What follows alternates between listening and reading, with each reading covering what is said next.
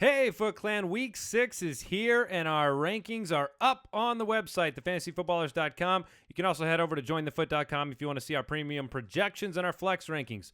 Let's get to the show.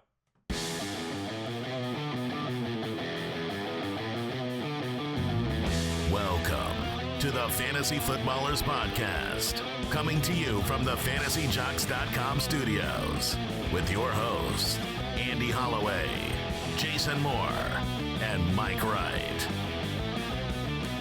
The place to be is right here. With the three of us on the Fantasy Footballers Podcast. Did you know that? I did know that, and shout out right now for the YouTubers real quick. We are Team Jason today. Wow. This was not planned. No, we all wore the exact same double stuff t-shirt. Well, I will say this.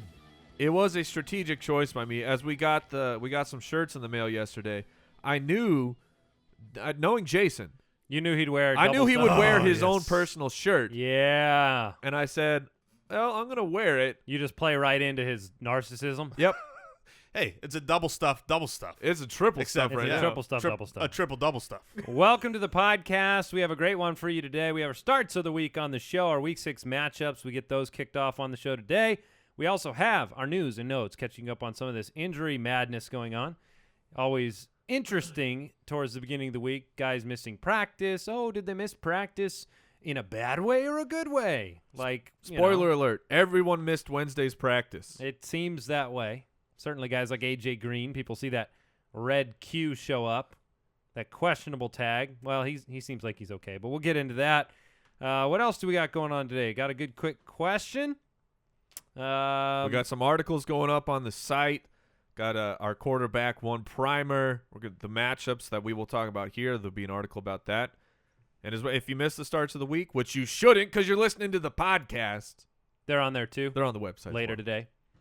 Maybe right. you forgot what they are and you want to check it out. Don't forget, you can find us on Twitter at the FF Ballers. Head over to the website, thefantasyfootballers.com, for all those articles, and you can submit questions to the show on there and join our community, our fantasy football community over at jointhefoot.com. Guys, quick question of the day. Which team's running backs are averaging the lowest yards per carry?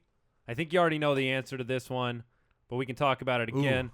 What team's running backs? So I guess What team? what team is it was worded this way, but I mean really it's what team is averaging the lowest yards per carry on the season. I have a couple guesses. I don't know 100%, but I have a couple guesses. I'm the exact same. The teams that come to mind are the Vikings, the Rams, and the Jags.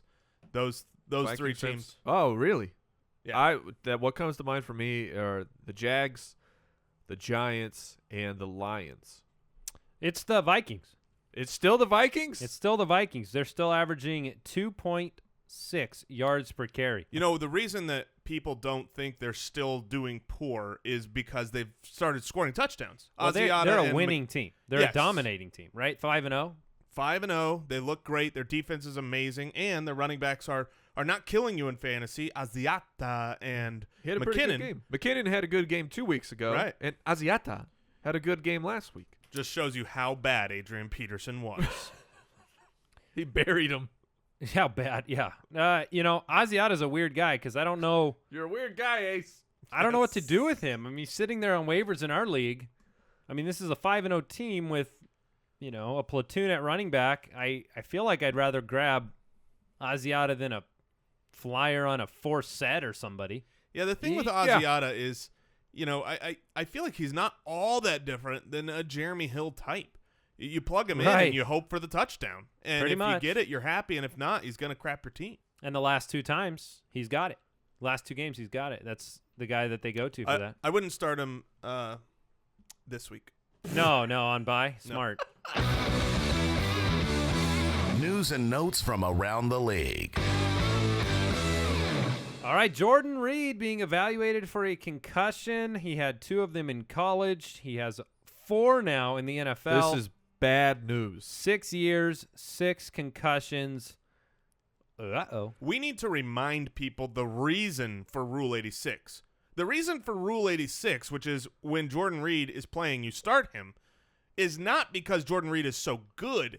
It was part of it. Well, sure, that's half of it. But the reason it came up is because Jordan Reed was very often not playing football because his injury history was robust and he had a hard time coming back from injuries. They tended to last longer. And now this being his fourth concussion in the NFL, he had 2 concussions in college, could be serious concern. You got to watch the protocol.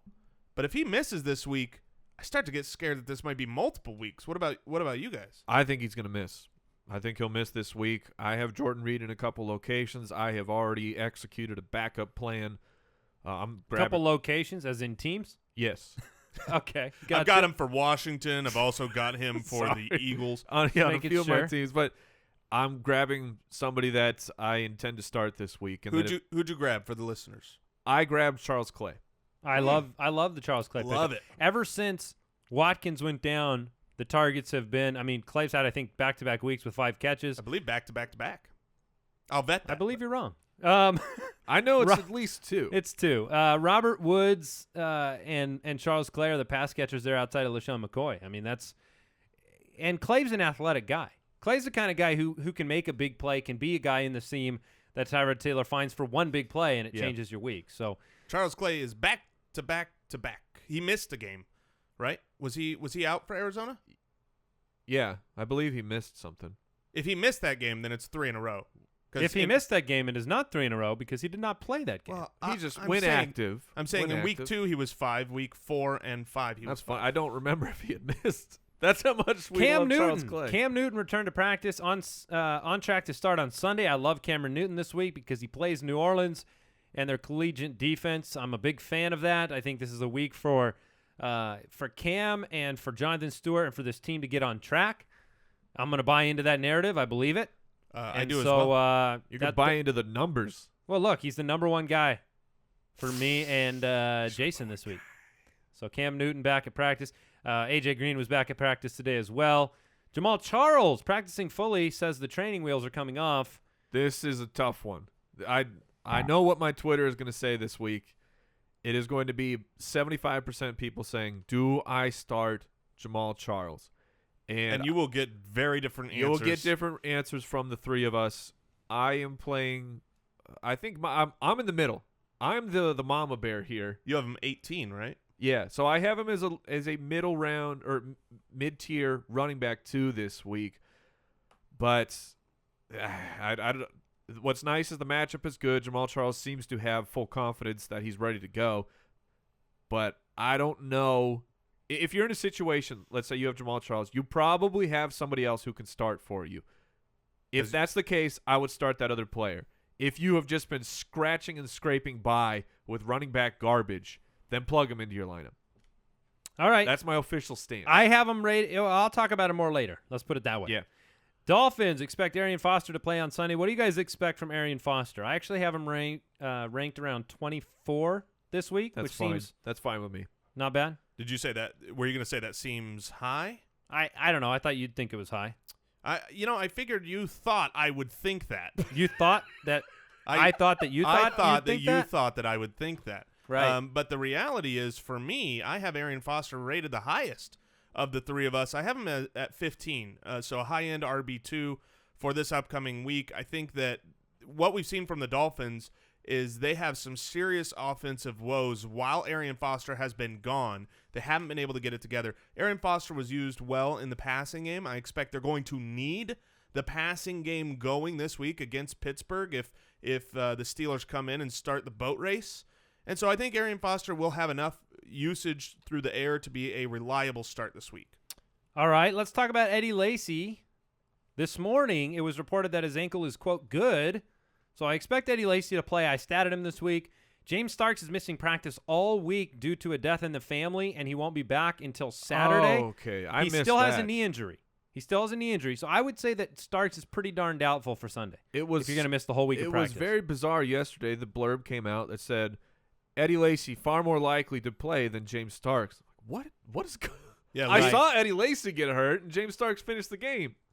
Yeah, that was very weird. I'm sure on waivers a lot of people picked up Starks for the hope that Eddie Lacy would miss and Starks would be the guy. With just the news as it is now, I mean, you would need James Starks to be the starter and have Eddie Lacy miss the game in order to start Starks. Yes. So I would say at this point you can drop Starks and look for another option on waivers because that combination is almost certainly not going to happen. Yeah, the only other running back they have on the roster is a practice squad guy. So it's those two and nobody else. And Lacy's looked good.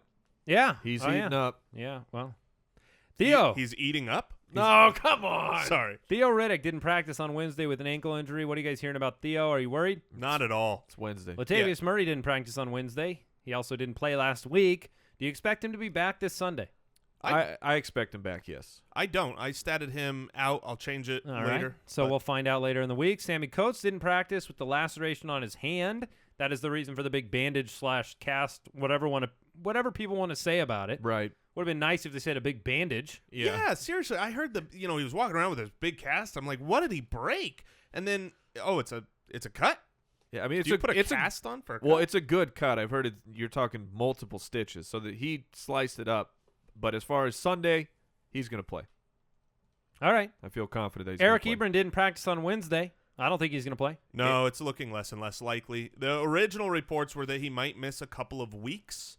He missed last week, so continue with that report. Virgil Green's going to play tonight. A lot of hype early in the offseason along with another guy, Latavius Green. Ladarius. I'm sorry. Green. What did I say? You said Latavius. You say a name sometimes and it's wrong, and you know it's wrong, but you just can't keep stop. going. I do that all Yeah, that was very Jason. Ladarius and Virgil Green. Yes. Not brothers. Nope. But brothers in the position. Who would you rather have rest of the season? Because I think I would take a flyer on Mr. Ladarius because they're saying he's going to play in Week 7. And he's just a better player than Jesse James. Yeah, I would certainly rather have Ladarius Green rest of season. Virgil Green was never brought in to be their pass-catching tight end. He has been an excellent run blocker. Ladarius, on the other hand, was signed immediately for a big contract when the news was coming out to that team that Martavis was being suspended. They wanted him to come in and be an offensive weapon. We've seen Jesse James as a successful fantasy tight end. He's got 3 touchdowns on the season. So, they want to use that position. And the truth is Green is a far better pass-catching, big, strong, athletic guy over Jesse James. So, yeah, I think Green is worth a stash right now. All right, so we've got the fantasy forecast coming up in the starts of the week, and like I said, I'm going to talk a little bit about Jamaal Charles later on. I agree, he's a huge question mark because there are decisions you make in fantasy football every year, and people who make them and they get them right, it can define and change your whole season. If you can go buy Jamaal Charles and he's going to be Jamaal Charles, you might win your season because you're going to trade less than what you'd pay for a premium running back right now. So I'm looking forward to talking about that. We just had another draft yesterday. We certainly did. Because we do this every week. Now, I want to get an actual vote on Twitter for this. Because that's not fair. Well, because your to team you stinks? guys. All right. It's not fair to you guys. I've clearly got the best team. Every single week we play Draft. Now, Draft is it's an app for your phone. You can download it. It's free. And what's nice is, we spend months talking about the draft season. I mean, literally months talking about drafting. Everybody loves the draft. It's the best night of the year. Yeah. So what's nice is we get to every week have another draft against each other. We do a league where it's like 1v1v1. So me versus Mike versus Jason. And you draft 5 players. And it's kind of a quick hitting draft inside the app. And so we drafted ours yesterday like we normally do. For this Sunday, I want to vote. I want to know who thinks who the listeners think has the best team. Here's my team. Cam Newton, Shady McCoy, David Johnson, A.J. Green, Amari Cooper for this one. All right, let me tell them the winning team, okay? The winning team is Drew Brees at home with Le'Veon Bell, DeMarco Murray with his juicy matchup. I love it. Kelvin Benjamin, I did that because you have Cam, and so I'm playing against you. When he throws all of his touchdowns to Cam, he's throwing them to me. Cam's throwing them to Cam. That's good. Good insight. Kelvin. And then Odell Beckham, because I still believe. Those teams are fine. That's his dad, though, right? Yes. Those teams are fine, but the winning team. Look, my team. I'm going with the Carson Palmer, John Brown stack. I'm going with Lamar Miller and C.J. Anderson. I have some bold proclamations for Lamar Miller coming up a little bit later. And, of course, Antonio Brown, the best fantasy wide receiver in the game. I can see a strong narrative for for any of these teams. I will admit, seeing Love Bell and DeMarco Murray on Jason's roster does not make I'm not happy about it. Does not make me happy, but I don't know. I think Cam can come out, blow it up. So we'll see who wins this week. I assume that we're in water betting again. Of course. Yeah. That's what's fun about winner take all. Like the draft versus, say salary cap is like I drafted Kelvin Benjamin because you had Cam. Yeah. There's that draft strategy that's enjoyable preseason. So yeah, so a lot of fun. So if you're playing with us, it's been fun so far this year. If not, just grab the app. It's completely free. Put in Ballers when you sign up though, because it'll auto add you to our leagues with us and all the other listeners. So it's kind of nice. We had them build that in for us, so it's nice and easy. Grab the draft we app. said, hey, draft. That's iOS and Android. Chop. So or hook it up. Playdraft.com. Playdraft.com/ballers. Oh yeah. Yeah. So, all right. We're going to talk fantasy forecast now. Sound good? Yes. Let's get into these games. Fantasy Forecast. Before we get into the forecast, just a quick bye-week reminder. Minnesota and Tampa Bay are not playing this week. Next week, Carolina and Dallas are on bye. And then week 8 and week 9, prepare your body. The bipocalypse is coming. Because it is happening week 8. Baltimore, the Rams, Dolphins, Giants, Steelers, San Francisco are on bye. Week 9, Cardinals, Bears, Bengals, Texans, Patriots, Washington. Week 9 has been the week in all my teams. It just so happens that the guys I drafted, I looked at my team 2 weeks ago, and I had two of my starting guys were available for me to play in week 9. So do you think the NFL has ever just thought about the fact that, like, you just take 1 week off in the middle of the year for all the teams? Right. You play 8. No way would they do that. You play 8, you take a week off, you play 8 more. No. What if they could get an extra game in the regular season that way? Maybe. I don't know. Because there is an aspect of, like, you can't take a week off. There's an aspect of fairness, though, as to when teams get to take their week. No, I agree with you. I think the current bye system is just stupid. Like, why do you have some teams getting a bye week in week 13, which is ridiculous, and some in week 4? That's what I mean. And they've rumored, like, if they were to add a game or two to the regular season, they've talked about 2 byes. Yes. So that makes sense. But I'm just saying, I've had a lot of people, hey, I'm going to trade away my depth for this player, and it's good. Upgrade your starting roster, but make sure you're looking at week 8 and week 9 that you can actually fill a starting lineup. If you had 2 byes, you'd start to have to think about that a lot for your teams, like if that ever came to fruition. So any quick updates for tonight's game before we get into the rest of the matchups? We talked about the Cardinals. I'm sorry, not the Cardinals. We talked about the Chargers and Denver on yesterday's show. Yeah, we mentioned Virgil Green will play tonight, and all accounts have Trevor Siemian playing tonight.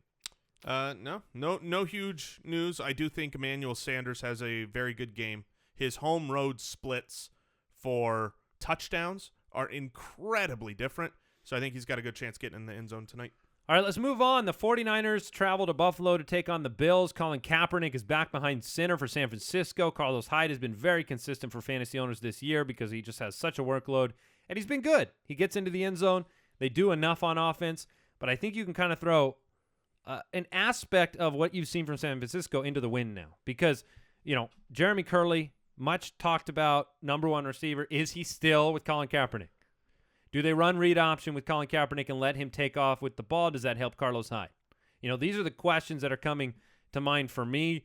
The Bills are right now, their defense is on fire. They're 13th against the run, 17th against the pass on the year, but they've won 3 straight games, right? Yes. 3 straight games, 3 straight. including a shutout in that mix.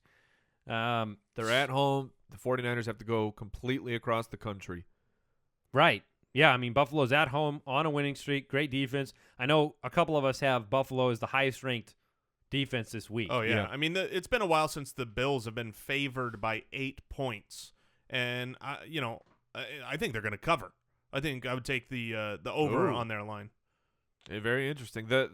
I get a lot of the questions of Colin Kaepernick, is he an upgrade, a downgrade for Carlos Hyde? What do you guys think? I don't think he's a downgrade. I don't necessarily think he's an upgrade, though, either. I think, you have to take the pressure off of Kaepernick if he struggles. I think Hyde's going to get the ball. It's not like Gabbert. I mean, Gabbert was putting up pretty terrible numbers. Yes. I mean, I don't think it's a downgrade, but I also think that there are certain things that happen, and we can talk all about all the potential, but what's the actionable fantasy football reality here? You're not benching Carlos Hyde. No, you're not changing what you're doing with Hyde, and you're not playing anybody else on that team. I was going to say, I think the actionable thing is the question of, do I stay in the flames with Jeremy Kerley?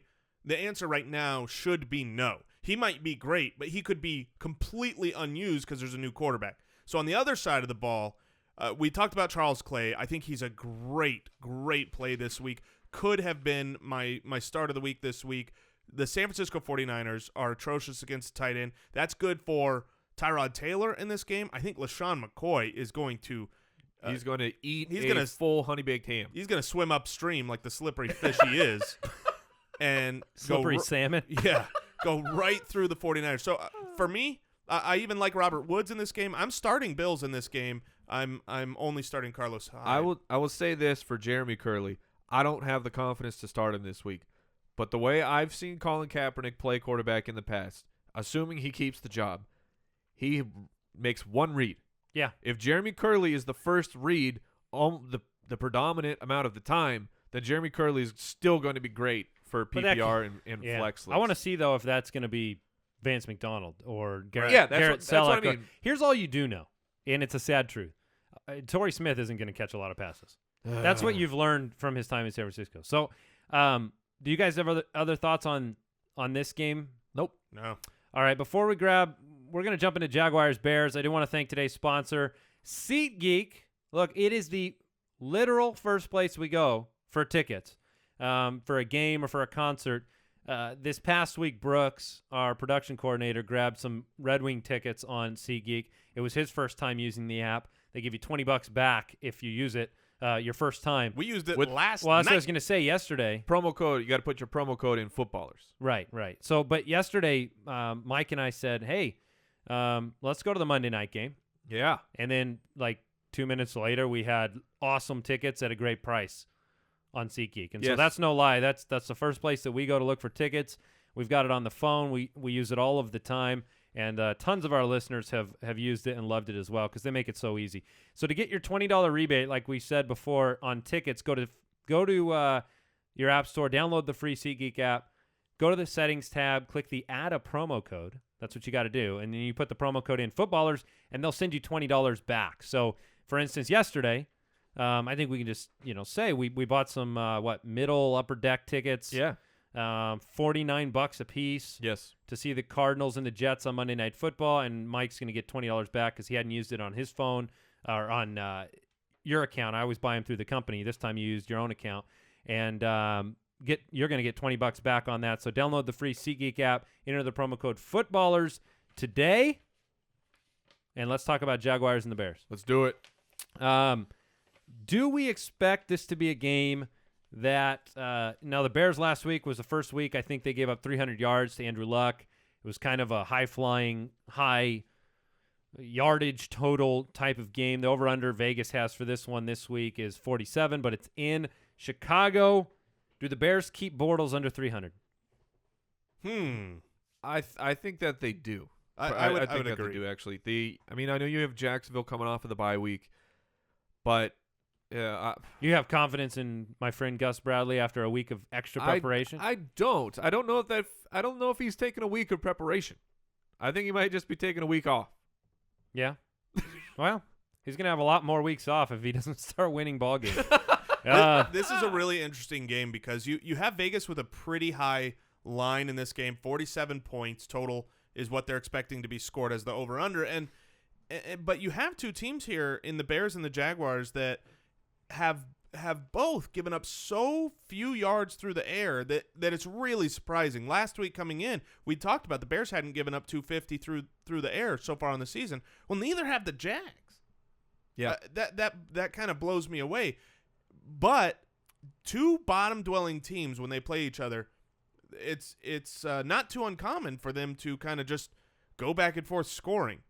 So this is a game hard to read. Now, you certainly have plenty of options, right? I'm saying despite the Jaguars, they're not allowing a bunch of yards. They are allowing a lot of passing touchdowns. So I still have confidence to roll out Hoyer. He was Jason's stream of the week. I like him this week. Hoyer's my start of the week. I'll just tell you that right now. Whoa, spoiler. Yeah, because, look, we're talking about this game. Hoyer's got 3 straight weeks of 300 yards and 2 touchdowns, and he's doing it without turning the ball over. 1 turnover in 3 games on a fumble, no interceptions. The question I have for you guys is, what do people do with Alshon Jeffery, Eddie Royal, and Cam Meredith? Because Meredith last week came out, had his first full-time gig, so to speak, opposite of Alshon. We looked at the numbers on Alshon in the 3 weeks that Hoyer was quarterback. I believe he was third, and fourth in targets on the team. This is a guy in Hoyer that takes the sure thing over the deep bomb. And look, I guess I was not on the last play of the game though. I guess I was wrong. Well, 4th down. I mean, 4th down, you have to try to get the first down. I was wrong. There were plenty of Bears fans that came back to me and said, hey, we don't want Cutler anywhere around.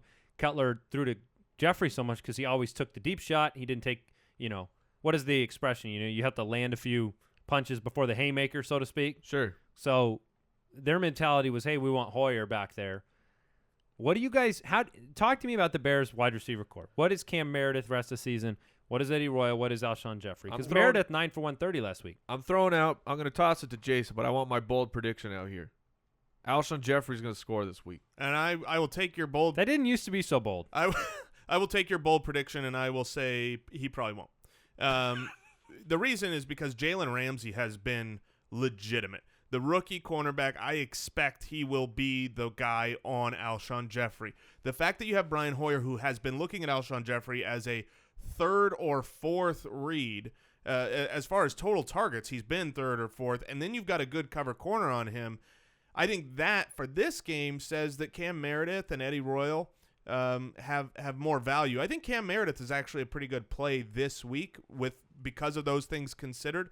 Alshon's still amazing, and he should get the ball more, but I think this is going to be a difficult game to do it, so the other weapons will be there. And the main weapon, if we're talking Bears, the weapon that has changed this team and helped their offense entirely is Jordan Howard. And Jordan Howard right now is a must-start in any matchup, good, bad, or otherwise, and the Jaguars' run defense does not scare me. I completely agree with that. And for Zach Miller, he's an okay start, but I'm not expecting much. The Jaguars are actually pretty solid against the tight ends, especially when it comes to fantasy scoring. Here's a crazy stat for you. The Bears have only run the ball on 32% of plays, which is 30th out of 32 teams in the league. The league average is right under 40%. So Howard is doing a lot with these carries over the last couple weeks, 2+ 100-yard games. Let me ask you, start sit Ivory, Yeldon, and Hurns on the other side of the ball, because we know you're rolling Robinson out, but do you start sit Ivory, Yeldon, or Hurns? I sit Ivory, Yeldon, and Hurns personally, and that's mostly true. However, and I know in our listener league, I'm actually having to start Christopher Ivory this week, and I'm not proud of it. But bye weeks and injuries have forced the issue. I'm not proud of it. Yeah. Let me ask you guys a philosophical fantasy football question, because I see it here with Jeffery and Meredith. I've seen it earlier this year with Michael Crabtree and Amari Cooper. How do you mentally overcome, or should you, the name versus production battle? Crabtree, more productive, other than last game, more productive, harder. Like, if I have them both on my team, I find it almost impossible to not put Cooper out there every week. When I see Jeffery and Meredith, let's say Meredith comes out with 8 catches this week, Jeffery has 4 again, and Meredith is coming off that 9 for 130 and 1. How do you overcome that? Right. Why would you keep starting Alshon over right. Cameron Meredith? Like, if you had them both, why wouldn't you start Cameron Meredith? It's certainly going to take this week. This week it's an easy choice for me. It's still Alshon. I've only seen Cameron Meredith once. Now, it was very, very impressive. But second-year guy, so you're not talking about like a has-been at least. Right.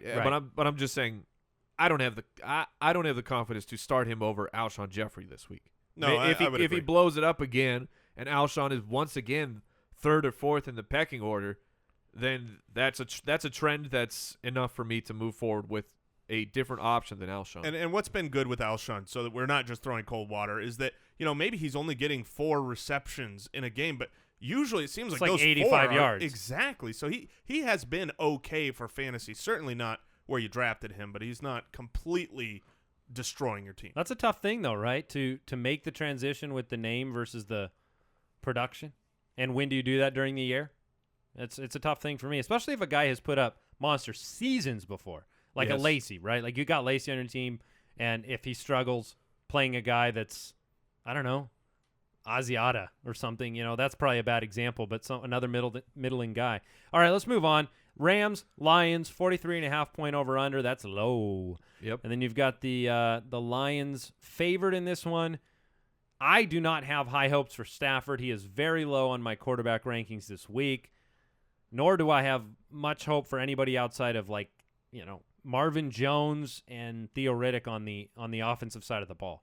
Yep, I completely agree with that. This is a game though that I have confidence starting Kerley. I think this is what will be interesting here is the reports are Benny Cunningham is coming back. Now, everything transformed for Todd Gurley's fantasy purposes over the last couple weeks because Benny Cunningham was out. Todd Gurley is getting is it 5 targets or 5 receptions a game? I believe it's 5 targets a game. Yes, I believe that is correct. I'll bet. Before that, when Benny Cunningham plays with him, he gets 2 targets a game. He doesn't even get third down work. Now, will Jeff Fisher make the change and say, hey, my offense is better if I let the best player on my team stay out there? Or will he revert a la a what seems like a normal Jeff Fisher move, say, okay, Benny Cunningham, you're back. You're back in on third down 75% of the time. My money is on Kerley receiving targets the rest of the season.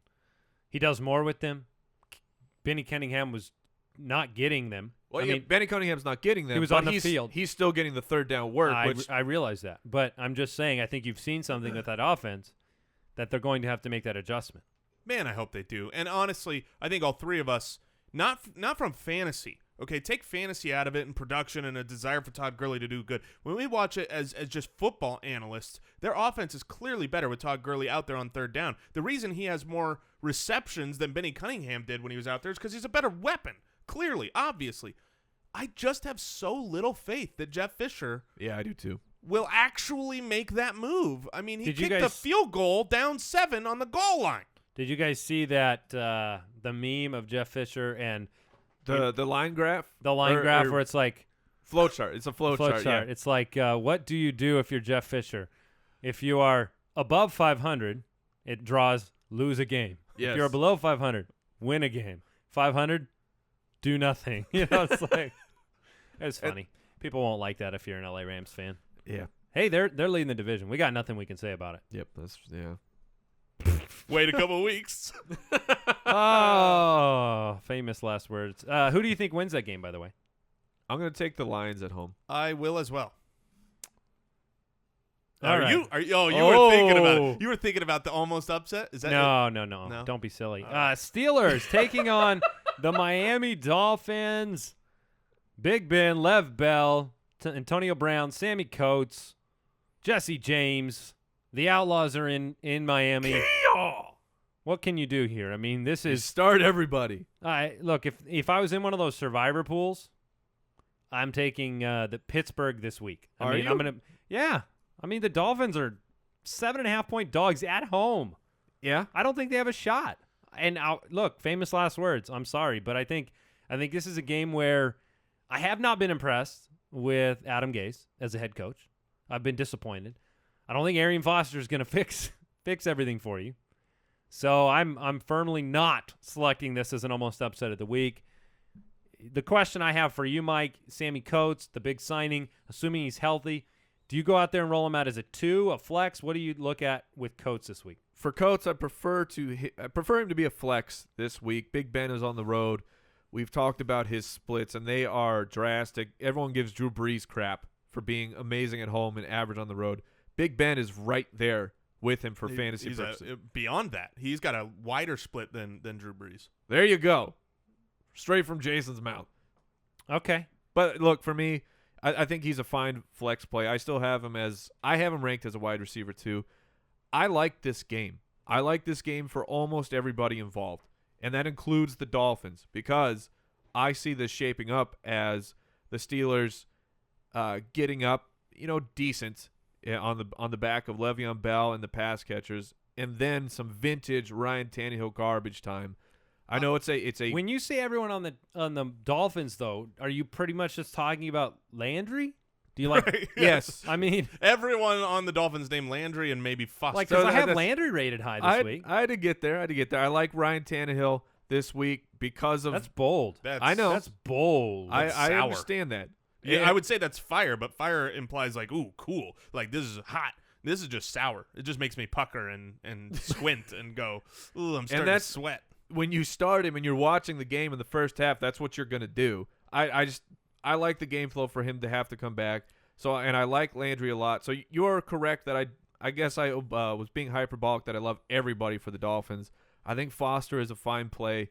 I think Landry is a great play. I will agree with just those last two comments. And the one thing that I would put out here, in fact, I'm going to check and see if I got him, had a bid on him this morning. But I actually really, really like the Pittsburgh Steelers defense in this game. The last 2 weeks, they have upped their sack ability. They got off to a slow start when it came to getting sacks. These last 2 weeks, they've been great. The offensive line for the Dolphins is atrocious. It's been really bad. 16 dropbacks last week for Tannehill. 8 of them were hits or sacks. So he doesn't even have the chance to get the ball down the field. That has been the problem. Yeah. So I am a big fan of the Steelers defense this week. All right, let's move on to the Bengals and the Patriots. Well, you sound sad. I think are you pre-sad for the Bengals right now? Is that what it is? Look, it's another situation. I'd love to say I think that they're going to be in it, but look, they are 9-point underdogs. That's nuts. 47-point over-under. Andy Dalton, though, has averaged 300 yards a game this season, which makes him third. Can he do it against this Patriots pass defense that's just middle of the road? If you think the Patriots are going to be up, you would think that, Green would have an opportunity here. What is your thoughts on the passing offense for the Bengals? This one's hard to read. It's hard to get out of the recency bias of they went down to Dallas, and I thought, okay, well, this will be a competitive game. I think the Bengals can squeak it out. And then they were getting just blown out. Andy Dalton was a garbage man. I don't consider Andy Dalton, for fantasy purposes, having to get his points in garbage time. That's where everything came for Andy Dalton last week. So to have that just resting on your back, and you have to go to New England. I'm with Andy that this is bad news here for the Bengals, which to me, Dalton is still going to be okay, but that means that Jeremy Hill, he's practicing, but he's injured. We saw him get knocked out of the game last week. Jeremy Hill is a sit for me. He's an absolute sit for me as well. Now, the deceptive thing here is if you look at fantasy points given up to wide receivers, the Patriots have they're like the 6th best, right? Like, or how do you say that properly, right? They've given up few. Or they're not good for wide receivers. So wide receivers that play New England have a hard time.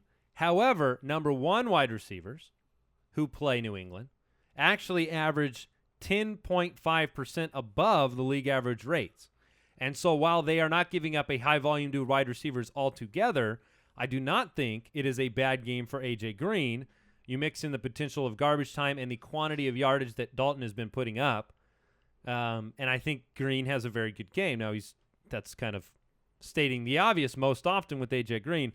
But based on that number, which, by the way, credit to Football Outsiders DVOA model on that, but 10.5% more to number 1 wide receivers than the average. Interesting. So I think that makes A.J. Green a very strong start. Not that you'd ever sit him. Let's move over to the New England pass catchers, because I think that's the most interesting thing. Edelman, 30-something yards on 10 targets, not a strong game. We have the concerns about the foot for Julian Edelman. Then you have Chris Hogan, who had a monster game. It was only 4 receptions, but over 100 yards. Did have to get checked for a concussion twice. So are you still starting Julian Edelman with full confidence, and are you starting Chris Hogan? I have Hogan doing this most weeks. 3 for 70, 4 for 81, stuff like that, taking the deeper shots. I will say this. The only question mark with Edelman that if you want to write a story about it is they had to lean on him so heavily last year with the injuries. You even had Gronk out at times. Didn't have Martellus Bennett. Didn't have Chris Hogan.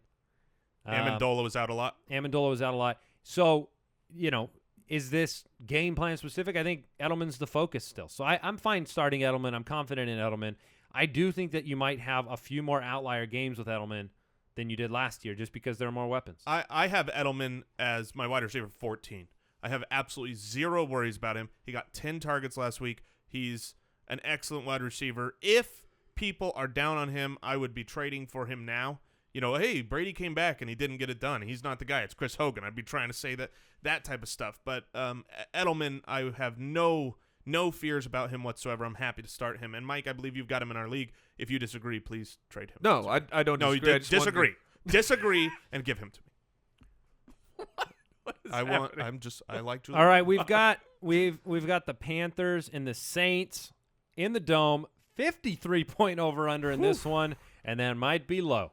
The Saints defense has allowed 2 rushing touchdowns per game.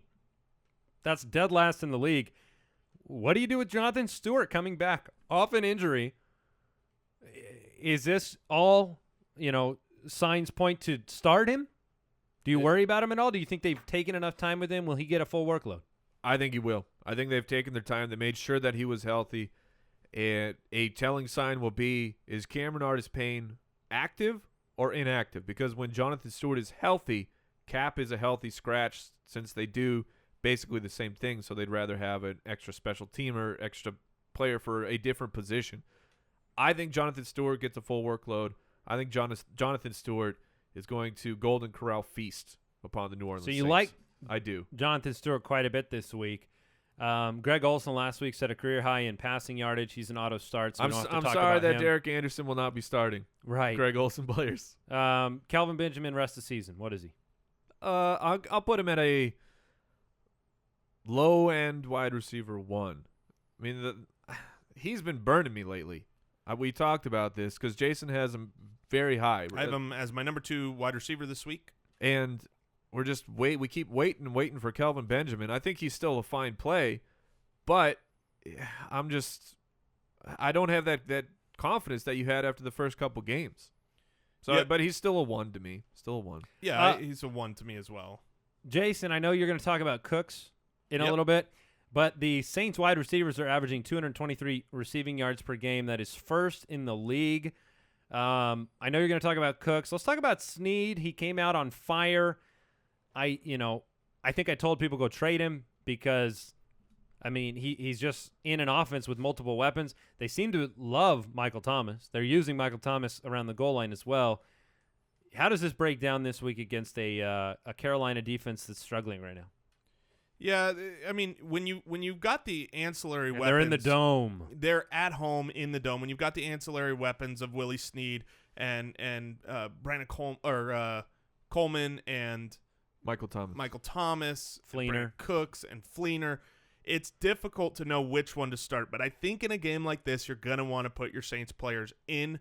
I would, if I'm looking at my flex and I've got a couple guys with question marks where I go, they could be okay, I look towards the game. And this is the type of game. Do you guys remember the last time that Carolina came to New Orleans last year? I do not. You remember what Cam did? I do not. 331 yards, 5 touchdowns. Yeah, decent. Look, pretty all right. But the point is this is a game where the Carolina Panthers are going to be able to get their offense together. And at home, Drew Brees is going to be able to say, against this struggling Carolina defense, I can come back and score on you. So it's just going to be back and forth. And I like players in those games. So I'm fine starting just about, and by just about, I really pretty much mean everybody. Everybody except. Let me ask you a question. Michael Thomas, if you had to start Michael Thomas or Kamar Aiken this week. That's a great question. Who would you start? I'm going to start Michael Thomas over Kamar Aiken. I expect that Kamar Aiken will see more targets, maybe even have more receptions, but the touchdown opportunity is going to be higher with Michael Thomas than with Kamar Aiken. I agree with that. And as far for Willie Snead, I still buy in. I still believe he had the 2 monster games, and then he had the toe injury, so he missed a game. I don't think he was fully back. But what is look, that doesn't mean anything to me. I think what does buying in mean? I think that he's a fine. Is he a wide receiver 2 rest of the season? Is he a wide receiver 3 rest of the season? He's right on that cusp. Wide receiver 2, wide receiver 3. But he's not the one we got in week 1. No. Okay. No. Starts of the week. All right, starts of the week. I'm going to start at quarterback. I'm going to give you my guy. I mentioned him earlier. It's Brian Hoyer. Brian Hoyer taking on Jacksonville, 300-plus yards for 3 straight games, 2 touchdowns for 3 straight games, and only 1 turnover. And while Jacksonville hasn't given up a ton of yards, I think this is going to be his opportunity to keep the streak going. And they give up, nearly the most points to fantasy quarterbacks on the season. So I'm going to stay with Brian Hoyer. I think I have him around 5 or 6 this week, which is very high. But look, 3 times, what do we say? He's on fire. You do it thrice, you're on fire. You're in the flames. I'm staying with Brian Hoyer. Do you guys know who has more fantasy points at the quarterback position than Brian Hoyer over the last 3 weeks? Yes, Oh, no. I do. It's Ben Roethlisberger and Matt Ryan. And that is it. Yeah. That's it. Yeah. Wow. I mean, what a world. Yeah, sometimes you sit back and you look, there's so many players that want to play professional football. A whole universe of potential collegiate athletes. And you sit back and you see Case Keenum and Brian Hoyer and Charlie Whitehurst played last week. You can do it it's too. Just believe. It's almost the opposite point. It's like no one can do it, so you have to. It's just incredible to me. So, Mike, who's your starting your quarterback start of the week? Carson Palmer. We have the New York Jets coming into town. The New York Jets are giving up over 320 passing yards a game. On average, they've given up 16 passing touchdowns so far. We talked about the road trip for San Francisco. The Jets have to make that road trip over to the West Coast. It's a little easier to travel that way, but there's just so many factors for pointing me towards a great game for Carson Palmer. The secondary of the Jets is horrifying. The run defense is still okay, so I don't expect David Johnson to run wild, but I expect Carson Palmer to be back and to be at full health and get to right the ship, so to speak, for Carson Palmer. Jason, you have an interesting quarterback start of the week. Yeah, I went a little bit dangerous here, but I'm going to go with Tyrod Taylor this week. We haven't talked too much about Tyrod Taylor. I don't think our show has been super high on him compared to other analysts. Tyrod Taylor is a boom-bust quarterback, clearly. I mean, you look back at last year and what he did, and you get a week of 14 points or 16 points, and then 30. He has those big blow-up explosion games, and if he's going to have one, I have a feeling that San Francisco traveling across the country, their offense is so fast-paced with Chip Kelly's system that their defense cannot keep it together. Buffalo's on fire right now. That crowd in that stadium is going to be raucous. You've got the legs and the touchdown opportunities on the ground for Tyrod Taylor. If Tyrod Taylor runs for 50, I'm not surprised at all, and that gives him a baseline where he's a fine start. He gets 2 touchdowns. I mean, look, the last 4 weeks, 4 touchdowns, 2 touchdowns, 2 touchdowns, 2 touchdowns given up to the quarterback by San Francisco, and they're on the road. So I think, look, if you're looking for a big blow-up game, if you're like, hey, I'm streaming the position or I've got Andy Dalton or Tyrod Taylor, but I need a big game, I think that game has a good chance of coming from Tyrod Taylor this week. All right, let's move over to the running backs. I am taking what these guys think is a risk here. Yeah. I'm going with Jamaal Charles. Ooh. He's taking on Oakland 23rd against the run, but the gist here is that I think Jamaal Charles is back. Now, what does the start of the week mean? Doesn't mean you start him over every player on your team. It means that I think you start Worthy this week, and I put him – look, if you're fighting that decision of Terrell Pryor in the flex or Jamaal Charles because you don't know what you have, I think you can confidently put Jamaal Charles out there in front of a Terrell Pryor type of guy. I think if you are in a bye week situation, you can roll out Jamaal Charles as a running back 2. I think he's going to get the ball this week. I think it's going to be a shootout type of game. Oakland has been playing great. Derek Carr's been playing great. I think this game has the potential to be a very high-scoring game. So I'm going to go and give you Jamaal Charles. I'm going to try to trade for him later today. So there's your confidence. Thanks for the warning. I appreciate it. My start of the week, I'm going with the woke one. Christine Michael up in Seattle against Atlanta. They are 6-point favorites at Thank you. 6-point favorites at home. They're coming off a bye week. I expect Seattle to really handle their business. In our league scoring, we are a half-point PPR.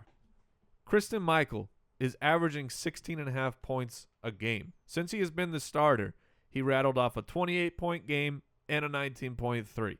Christine Michael is a legitimate running back.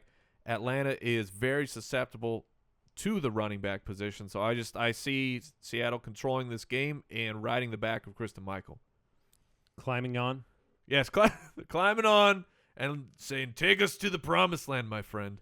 All right, my running back start of the week this week is a guy that I have been very bipolar on. I feel like I've understood my position on him very clearly. No one else does. But I've been able to predict him pretty accurately so far this year, and I'm sticking with my thoughts on Ryan Matthews. There's no reason that Ryan Matthews doesn't have a great game this week. I thought last week he was going to come back off that bye and dominate the touches, and he did. While he didn't get to the 15 water bet, he actually did get to the 15 touches.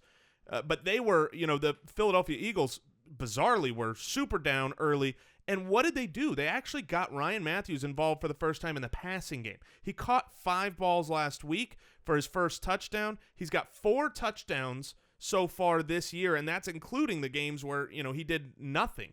But Doug Peter. But Jason. Yeah, what you got? Doug Peterson said everyone's going to be involved. It's going to be a full committee. That's fine. He could say whatever he wants. He said that Ryan Matthews is going to be the guy. It's like every other week he goes back and forth. But the reality is Ryan Matthews is a talented running back. Is there any disagreement that when he's healthy he's talented here? No, well, I was setting you up to say that Wendell Smallwood and Barner didn't touch the ball. Oh, you're saying a couple weeks ago. Yeah, Wendell Smallwood, Kenyon Barner, they didn't touch the ball. And here's the reality. The Redskins' rushing defense is not bad. They're terrible. 4 out of the 5 weeks they've given up over 100 yards. And some of them, we're talking well over, 150, 167. You want to know how many yards they gave up on the ground to the running backs when they didn't give up 100 in their only week? 96. So, maybe they don't give it up they don't give up touchdowns. Nope, they've given up 7 touchdowns on the ground. So Ryan Matthews, start of the week, put him in. All right. We're moving on. Wide receiver. Mike, you want to kick it off? Sure. You got your stack. I'm going with a full Cardinals stack. Call me the homer, whatever. Don't at me, bro, because he's taking on the Jets. Here's the last 2 games of John Brown with Carson Palmer, 6 for 70 and then 10 for 144. I think that John Brown is back fully from that concussion problem at the beginning of the season. And like I said, the Jets are giving up 320 passing yards a game and 16 passing touchdowns so far over the year. I think John Brown is a spectacular start. I have him ranked extremely high. I expect this to be we thought 10 for 144 was a breakout. Maybe he doesn't get to 144, but I expect right around a hundo and a full touchdown. Not a half touchdown, a full touchdown. Yeah, you don't want those halves. Look, I'm staying bold here. I'm gonna go with I need to put on my fire retardant suit here. I'm making Cameron Meredith a flex play this week. Start of the week, Cameron Meredith, 9 for 130 and 1, second-year guy, first opportunity to step in for Kevin White and played better than Kevin White. He seemed to be the first read for Brian Hoyer very, very often. I really liked what I saw from Cameron Meredith, so I think you can flex him out there. I'd rather play him over, you're making decisions on guys like Tavon Austin in your flex. I'd roll Cameron Meredith out there. Yeah, and I think you said that very well. He stepped in for Kevin White, and he played better than Kevin White was playing. Kevin White's an athletic freak, but he's raw. He's not a great route runner. He's not a super good football player yet. Cameron Meredith, he doesn't have those same talents, but he got the same targets, and he's playing better NFL football. Yeah, so he's a big, lanky guy, too. He's 6'3". He's 200 pounds. He can go up and get the ball. He's an undrafted guy, but he's young. He's 24, second-year guy, and I was pretty impressed. And you're looking at a guy who also, he was getting more involved the week before, even with Kevin White. So here's an opportunity for Cameron Meredith in a game that I think he can do something with. All right, I'm going to go the other side here from the possible flex play to I think is going to have a top week, and that is Brandin Cooks. But Jason, he hasn't done it He hasn't done it since week 1, Jason. Brandin Cooks has been sucking. But, well, he's at home this week. But Jason, he was at home against Atlanta, a terrible pass defense where he only caught 2 balls for 13 yards. All right, here is my case for Brandin Cooks. The case for Cooks. Atlanta does not have a good, a great pass defense, but you want to know what they do have? They do have a good number 1 cornerback. Am I correct in that? Would you guys agree with that? I wasn't even listening to you. I'm too. Would you agree that Atlanta has a good number 1 cornerback? Trufant was on Brandin Cooks. There was no reason not to pass it to all the other wide open players that game. Brandin Cooks did not need to be involved. Now, Carolina has a good team defense, but do you want to know who their number 1 cover cornerback is? I would love to know. It's still Josh Norman, and he's not even there. Julio Jones tore him up. Mike Evans tore him up, and Brandin Cooks is at home with Drew Brees in a game that's going to have a lot of touchdowns, and he's going to tear him up. And so many people are afraid to play Brandin Cooks this week after 2 complete stinkers. Now, maybe he throws up a third, and shame on you, Brandin Cooks, but I'm with you, Mr. Cooks. I'm with you. Put him in. He's going to have a top week. Put him in your kitchen. You've got Brandin Cooks. Mike has Brown. I have Meredith. My tight end start of the week. It's Coby Fleener. Hey! Look, I dug in a little bit. Last year, I was looking at Coby Fleener pretty long and hard yesterday before I made a trade for him. Ben Watson, that's Jason's thoughts on the trade. I believe I received the word jerk immediately after acquiring him. Yes, you did. Look, Ben Watson's first 4 weeks last year as a new tight end in the New Orleans system, 3 points, 2 points. The new starter. He wasn't new to the system. 3 points, 2 points, 4 points, 4 points. After week 4, he averaged 11.5 a game. This week, we're coming off the bye. The involvement of Coby Fleener, who's, by the way, I mean, he hasn't been good, but he hasn't been atrocious because he had a very good week 3. I think there's an opportunity. There are a lot of, Mike would call them barfy tight ends out there. You've seen guys that you think are great struggle, whether it's Rudolph or Brait or these other players that you've been picking up.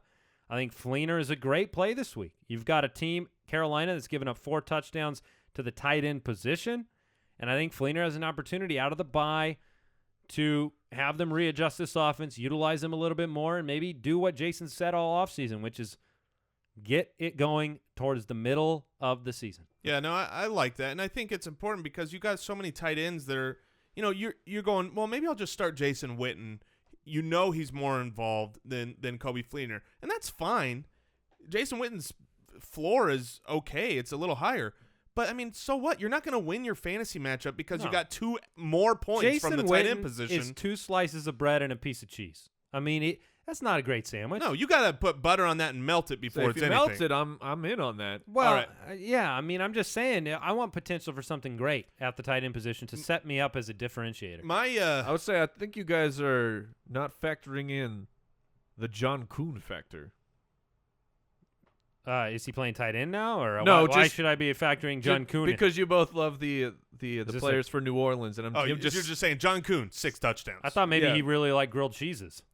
All right, I didn't know where you were going. I'm gonna go with my tight end start of the week. Andy, can you give me the sad music?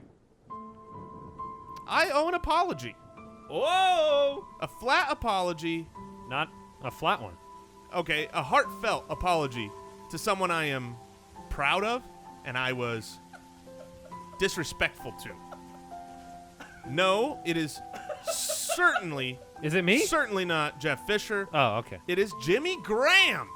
Jimmy Graham, that is my tight end start of the week this week. You have a guy who has back-to-back over 100 yards receiving at the tight end position. He's been able to do this before. He's going up now against Atlanta. Now, like I said, matchup is juicy. The matchup is great. I mean, Trufant, he's going to lock down someone there. But you know who's going to go hog wild is Jimmy Graham because, I mean, you've seen Atlanta. They've given up a touchdown every week except this last one, 2 sometimes in a week. Everybody has torched them at the tight end position. Jimmy Graham is clearly involved. He had an extra week of rest. I like Jimmy Graham. I think you can start him, and it was more of an apology than anything. I'm sorry that I did not believe that you could come back. Neither of you did. No, I certainly did not. He has been fantastic. My tight end start of the week, Delanie Walker, is taking on the Browns. we did some digging. We came up with a very interesting stat here for the Browns defense against the tight end. They've given up over 500 yards to the position. The next worst team against the tight end has not given up 400 yards. So you're talking, you already have a massive disparity in yards allowed to the tight end. Delanie Walker thrives in good matchups. He is the weapon for Marcus Mariota. If Mariota is to continue at all what he did last week. Which obviously Andy believes he will He as does, his as stream he of the streamed week. him. All right, I did not call him my stream of the week. I was not here. No, I called him your stream of the I week. know. Come on. I'm not doing that. You're gonna regret retracting Yeah, your we'll start see. of the week. But I We'll think find we out. can all agree that Delanie Walker is a great start this week. I believe in any kind of half point or full point, he is my number one tight end this week. So pretty strong start. Okay. There's our starts of the week. We'll get into the rest of the matchups on tomorrow's show. We'll also have, I believe, Chris Meany. Will he be joining us? Or Scheduled. Ben Cummins? We'll have a DFS segment tomorrow. Maybe it'll be me. Maybe. We'll have our some DFS picks for you if you're playing on FanDuel. And remember, if you do play on FanDuel, or if you're planning on playing for the first time this week, go to FanDuel.com/footballers, and you actually get 5 free entries by using that URL. It's FanDuel.com/footballers.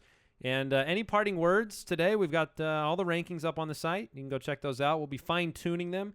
You know, there's always that balance. We get emails. Oh, can you get the rankings up 3 weeks ago for this week? And it's, sure. We could just auto-sort by random statistics. But we try to methodically go through, give you the best numbers we can, and then we fine-tune them as we get weather information, injury information, as things change. We're doing our best, and trust me, the time is being spent. I'm giving mine a fine Swedish massage right now. Yeah, your rankings? Yes. To massage them into place? Yep. And check out fantasyjocks.com, the studio sponsor where winners go. Use the promo code footballers. You need more of like a deep tissue on those rankings. Thank you for listening to another episode of the Fantasy Footballers Podcast. Join our fantasy football community on jointhefoot.com and follow us on Twitter @TheFFBallers.